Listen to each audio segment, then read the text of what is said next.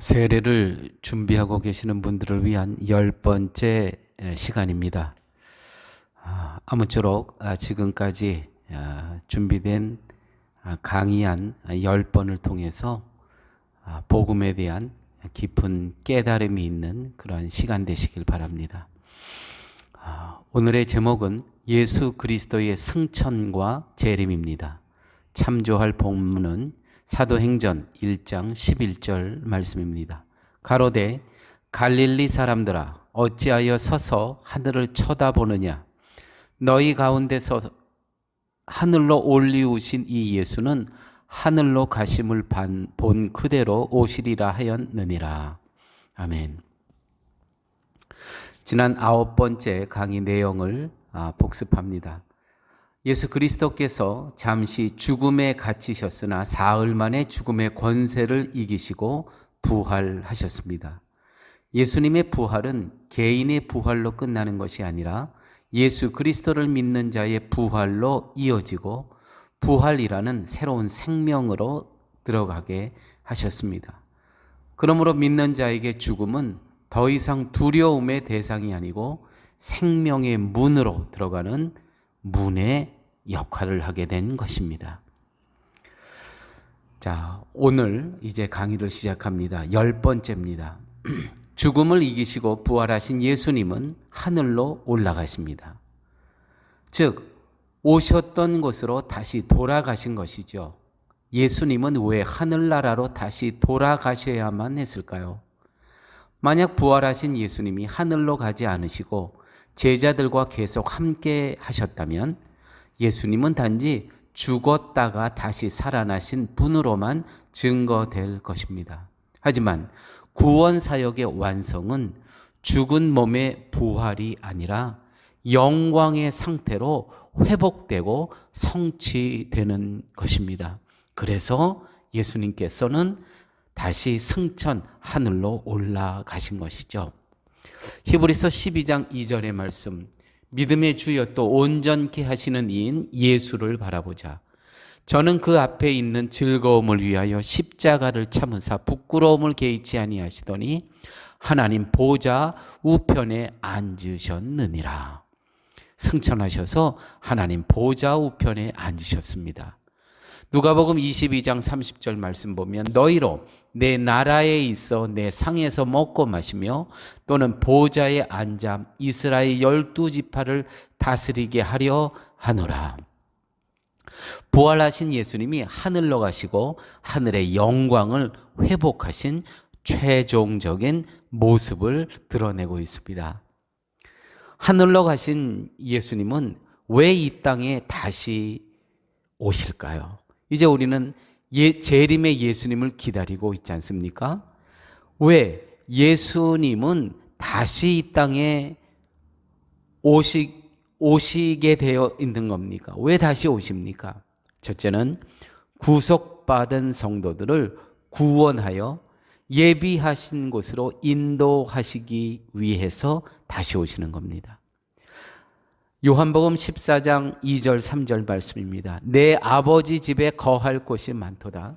그렇지 않으면 너희에게 일렀으리라.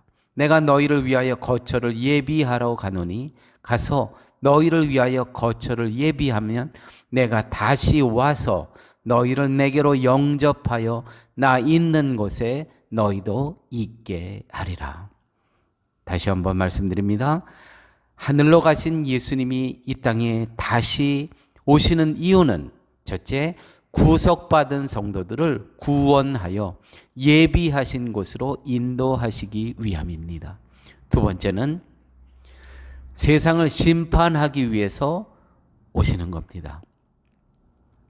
마태복음 25장 31절에서 33절에 있는 말씀입니다. 인자가 자기 영광으로 모든 천사와 함께 올 때에 자기 영광의 보좌에 앉으리니 모든 민족을 그 앞에 모으고 각각 구분하기를 목자가 양과 염소를 구분하는 것 같이 하여 양은 그 오른편에 염소는 왼편에 두리라. 분명히 예수님께서 다시 이 땅에 심판하러 오시는 시간이 분명히 있습니다. 그때는 목자가 양과 염소를 구분하는 것 같이 양과 염소를 구분하신다는 겁니다. 마치 알곡과 가라지를 구분하는 것과 같다는 이치입니다. 예수님이 오실 때까지 성도가 할 일이 있습니다.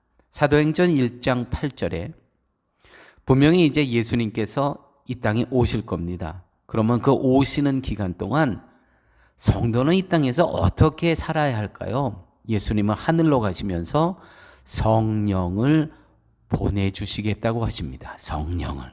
그 이유는 믿는 자를 예수님이 증인으로 살게 하기 위함입니다. 증인으로, 예수님의 증인으로 이 땅에 살게 하기 위해서 성령님을 보내십니다. 예수님처럼 세상의 영광을 구하지 않고 하나님의 영광을 위하여 예수님 오실 때까지 살게 하기 위해서 성령님을 보내주시는 겁니다. 하나님의 뜻에 순종하며 사명자로 살게 하기 위해서는 우리의 힘만으로는 안 되는 겁니다. 우리를 지켜주시고 인도해 주시고 동행해 주시는 분이 있어야 되는 겁니다. 그분이 바로 성령 하나님이십니다. 다시 한번 기억하십시오. 우리가 재림의 예수님이 이 땅에 오실 때까지 성도가 이 땅에서 해야 할 일이 있습니다. 그리스도의 증인으로 사는 것입니다. 그 증인의 삶을 살기 위해서는 성령님이 꼭 우리와 함께 하셔야 됩니다. 우리를 인도하시고 동행하시고 내주하시는 그 성령님의 도우심이 꼭 필요하다는 것이죠. 성령님이 오시지 않으면 안 되는 이유는 믿음은 우리들의 결심과 의지로 되는 것이 아닙니다. 나를 부인하기 위해서, 부인한다는 건 주님, 나는 아무 능력이 없습니다. 나는 참으로 하나님의 임재하심이 없으면 나는 홀로 설 수 없습니다.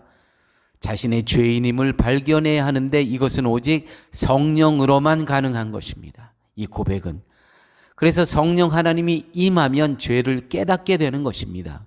그리고 예수님만을 바라보고 예수님께서 베푸신 은혜와 사랑에 감사하며 오직 예수님만을 증거하며 이 땅에서 살아가기 위해서 성령 하나님을 저희들에게 보내주시는 겁니다. 요한계시록 22장 12절 말씀입니다. 보라, 내가 속히 오리니 내가 줄 상이 내게 있어 각 사람에게 그의 일한 대로 갚아주리라. 일한 대로 갚아주리라. 여기서 보라, 내가 속히 오리니 내 줄 상이 내게 있다. 내가 줄 상은 무엇입니까? 구원입니다. 천국의 백성이 되게 하시는 것입니다. 이것이 상이에요. 각 사람의 그의 일한 대로 갚아주래요. 그의 일이라는 건 뭐냐면은 하나님이 보내신 자를 믿는 것, 이게 하나님의 일입니다. 하나님이 가장 기뻐하시는 일은 무엇이냐면 하나님께서 보내주신 자를 믿는 것, 그 일을 한 자들에게 하나님께서 줄 상이 있다는 거예요. 그것이 바로 구원이죠. 예수 그리스도의 은혜의 능력으로 죄를 이기고 미워하며 정결한 생애를 산 사람들을 다시는 죄의 유혹이 없는 세계, 다시는 속죄할 필요가 없는 하늘로 데려가 살기 위해서 예수님께서 재림의 주로 다시 오실 것이라는 것이죠. 그곳에서 영원하고 완전한 회복이 성취된 그것으로 우리들을 인도하기 위해서 예수님께서 이 땅에 재림의 주로 다시 오실 것입니다. 제가 10번의 강의를 마치면서 성경 구절 2곳을 읽도록 하겠습니다. 아무쪼록 이 말씀을 여러분들 삶 가운데 늘 폐부에 새기면서 살아가시는 그러한 삶을 사시길 바랍니다. 데살로니가 전서 4장 16절에서 17절 말씀입니다. 주께서 호령과 천사장의 소리와 하나님의 나팔로 친히 하늘로 쫓아 강림하시니 그리스도 안에서 죽은 자들이 먼저 일어나고 그 후에 우리 살아남은 자도 저희와 함께 구름 속으로 끌려 올려 공중에서 주를 영접하게 하시리니 그리하여 우리가 항상 주와 함께 있으리라. 고린도전서 15장 51절에서 53절 말씀입니다.